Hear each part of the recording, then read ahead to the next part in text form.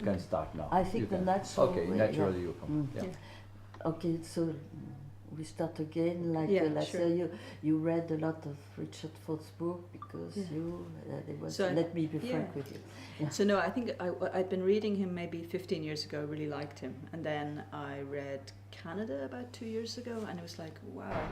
And most fiction, the more psychotherapy, the more spiritual work I do, most fiction, I can't read it. It's not beautiful enough or human enough. And I was like, I still love Richard Ford. So there was something about feeling that I could resonate with him and where he was speaking from, and found it just very beautiful, but also humane and mature, I think. So there was that recognition of depth, but an irony, a humour, flow with life that I really enjoyed. And I think it was also, he's the same age as my father, and feeling someone able to connect to modern life, like in Let Me Be Frank With You or The Lay of the Land, he's writing about visiting his ex-wife in a nursing home or something modern, and he was able to describe the culture, like 2017 culture, from a 70-year-old point of view. And I just found that very alive, I think, touching. And what, like last night, well, he mainly talked about his latest book, which is about his parents. And you were mentioning earlier something very interesting about Canada too. Okay. Yeah, so what I loved in Canada was this description of a child reading the world and reading his parents, and the child having a more mature or kind of balanced take on reality than his parents, but picking up slowly, oh, my dad is a bit crazy, doing a bit mad stuff, and this lovely description of emerging from that with this backward look at his parents. But last night, when you say last night, I think what for me last night I found really touching was his commitment to the audience and his kind of nakedness, the way he came in and he's like, okay, what are we going to do here? Oh, you're here, I'm here, some of you might like to write memoir. And a really passionate, he was both like Richard Ford, the great writer, Richard Ford who likes attention and says, wasn't that great? But also trying to support the inner perception in each person. So when he spoke about when I see a discrepancy between what I feel and what I'm supposed to feel, I get interested. And he said a few things that were so encouraging of the writers or the writing in the audience. When he spoke about everybody can write memoir, not everybody can write fiction. I felt it was very generous, and I felt to a room of people, mostly older people, 60s, 70s, he was speaking with the passion that you speak to educating young people. There was something about, let's do this, let's learn, let's, I don't know, I just found it very touching. Yeah, I'm talking a lot. Ça dérangeait pas reading in bookstore, but in small. Paris, I mean, like small audience, and I was so surprised of such a big audience. Is it also in the Irish culture to go to attend, to go and listen to writers who talk about their work? Or I think love of language is in the Irish culture, and appreciation of language. I don't go to festivals, literally, so I don't know who comes or how many, but I think this treasuring of beautiful language, and combined with that kind of intimacy of maybe Kerry being away from Dublin, I think that's in the Irish culture, yeah. Also about the Richard's other, the novels with Frank Bascombe, and you said to see him growing. Of course it's an alter ego. Yeah. Can you talk about it? Sure. Frank Bascombe. Yeah, so I read, I guess, the first two, Sports Writer, Independence Day, probably about 15 years ago, maybe a little more. And I really liked them. And then when I discovered Lay of the Land, I was like, oh wow, he's writing so many years later, I'm reading so many years later, and we've both kind of come through 15 years of something, and this feeling of the voice being coherent but also expressing the shift in perception and way of seeing. And then when I thought Lay of the Land was brilliant. There's a line in it where he says, I really love it, he says, he's talking about his Tibetan partner, and he says, so-and-so believes I have a knack for people. He says, a knack for people. And then he says, a matter of some dispute among the actual people who've loved me.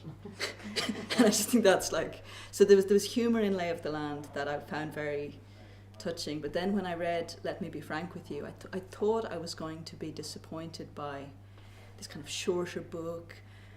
And what I found in it was that his humour and his love and his perception had all kind of all grown. And there was this very light quality, like it wasn't as full of detail, but so much humanity was coming through it. And I just was very, very moved by his ability to express so much, but in such a light way. And I just found some of the scenes in that book extraordinary. Okay, can I stop now? Very good. No, it's because you're giving a lot, so it's great. And last night, apparently, we know he was feverish and everything. Yeah. So in a way, it's the first time I see him like giving so much to other people. Yeah. So what did you, as a reader and as the part of the audience, what did you get from that performance? Or that appearance? I don't know if I'd call it a performance. I think a few things. There's a soccer. There's a soccer player, Carlos Tevez. I think is he Argentinian? I hope he's Argentinian. And he was being interviewed once. Just wait a second. Because he's not. Okay. Sorry, forget about last night. Okay. Yeah. So this Argentinian soccer player, one of the things he said, when I play, I leave my life on the pitch, and that's what I felt last night. That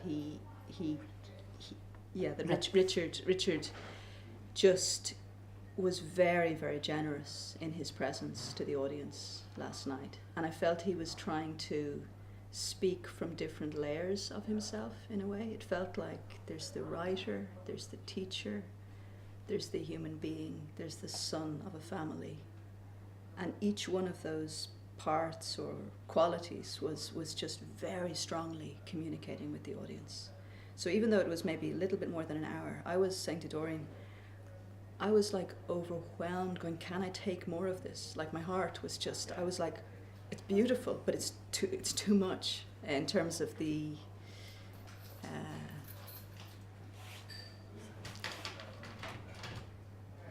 it wasn't too much. God, what is happening? See, when you learn never to have a cigarette. She's going to be upset there. Okay, let's have that. So, about last night. About last night. Like, sounds like we slept together. Sorry. I know what editing works. I was recording, huh? Yeah, be careful, huh?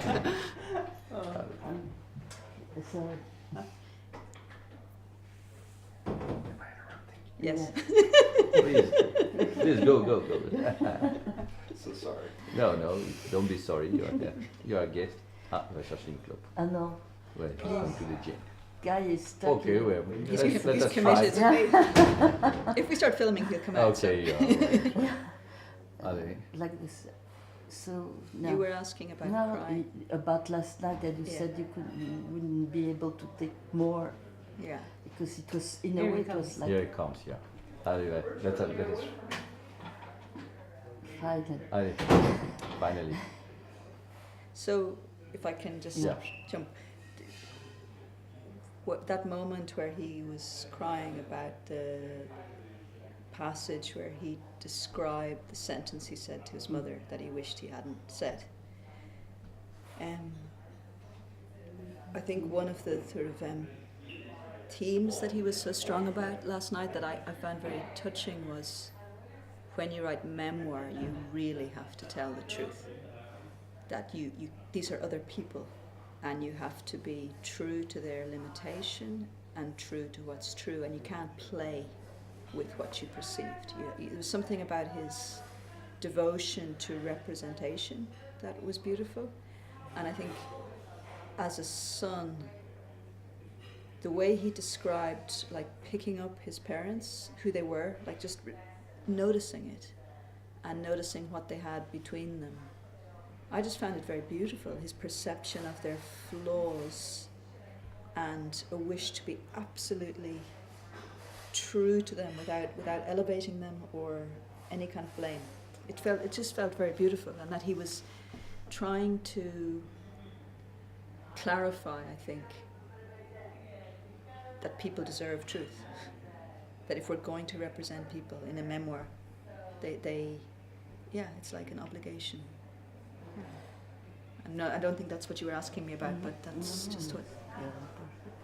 Yeah, I think it.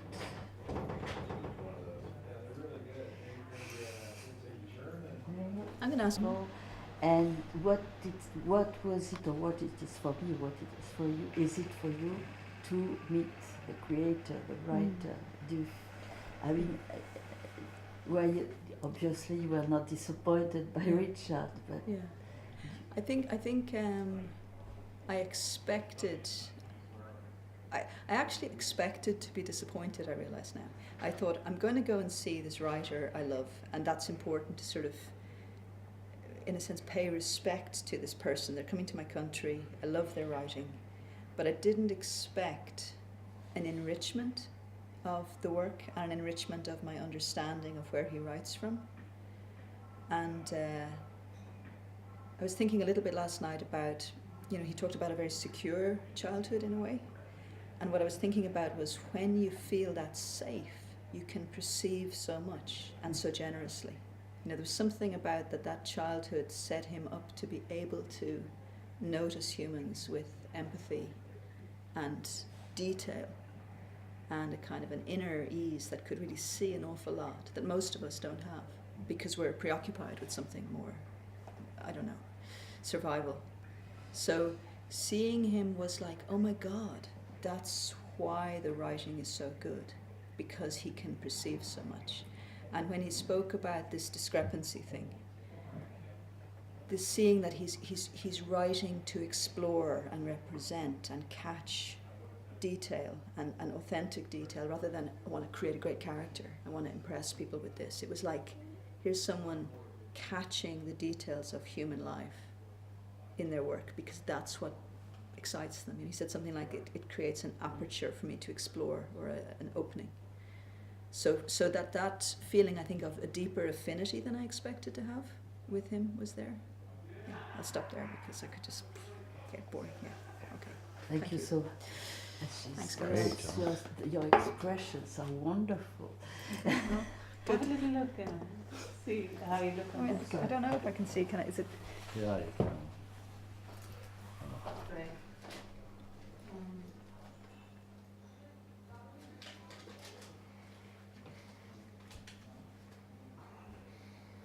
Right there, 'cause that's Joy's.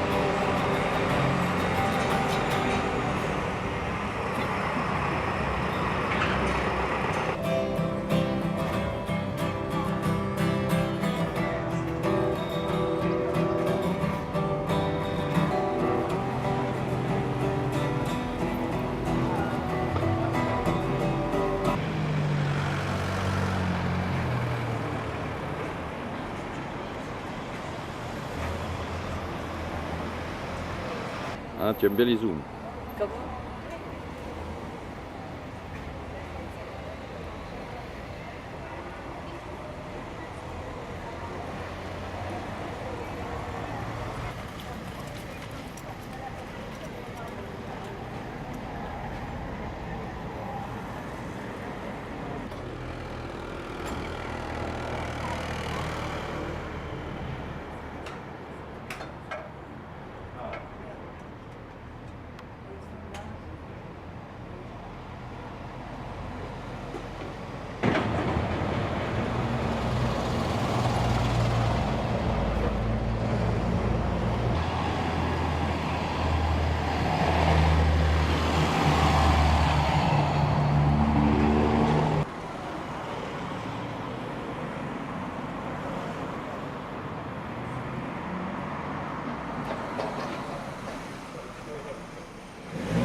Hello. Oh, sorry.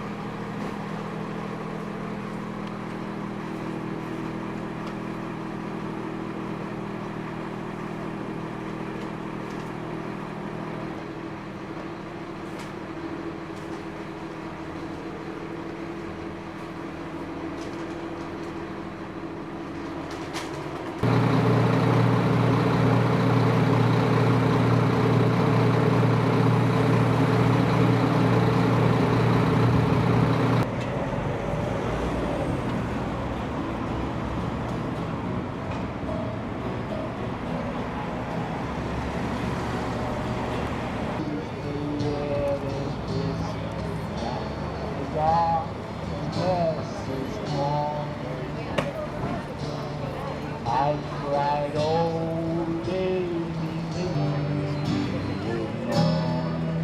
so I walked through the morning, sweet early morning. I could hear my lady calling. You won me, my Lord.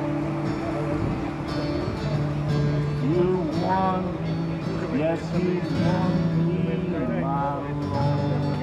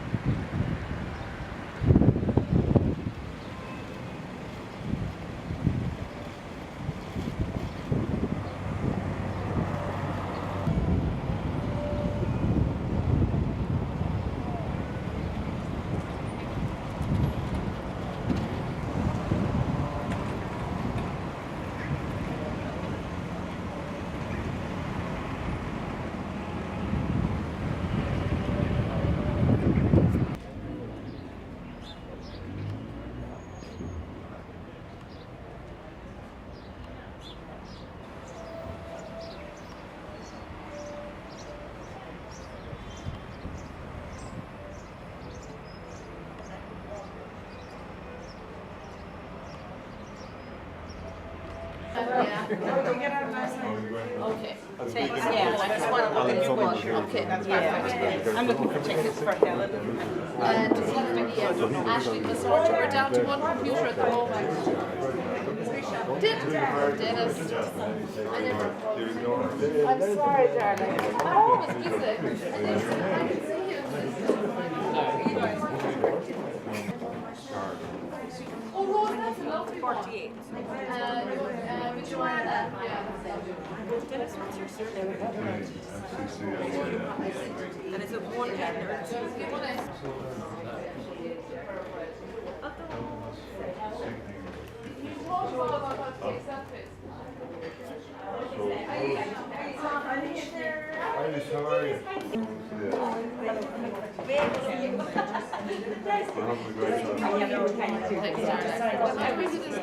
Up in Paddy Welsh's.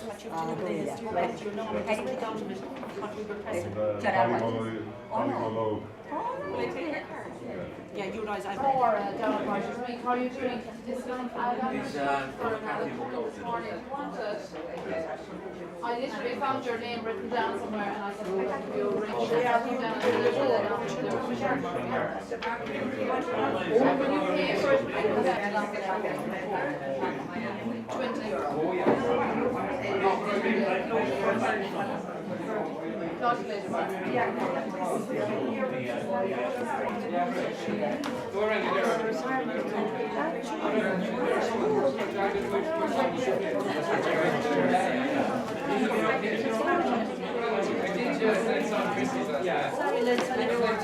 lost my book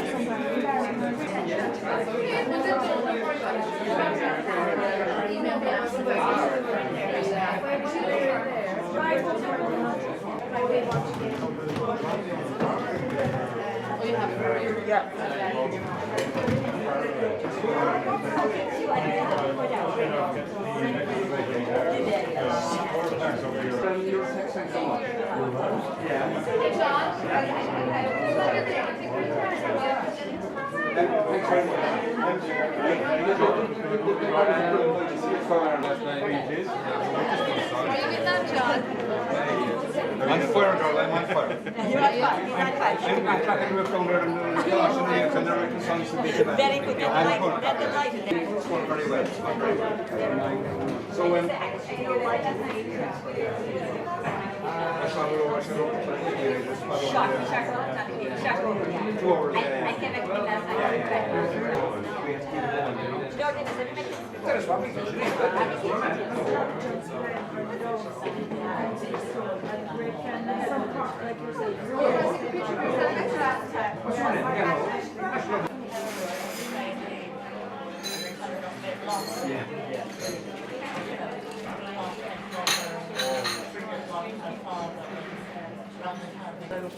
back on the road again. Yes, yes. It was a bit hairy for me for a while. But it was a lovely morning. They've been renting the house for about 1 year, but they have to get out for the summer. Because they left it. I'll tell you, you will do it. Trimming.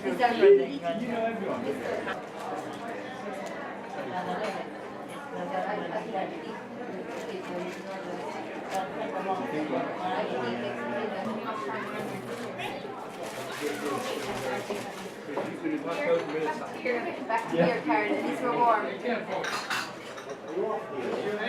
go down with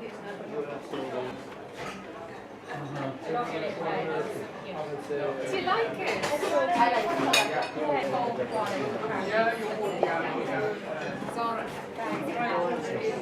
I know. Hi, Roxanne. Is it all right?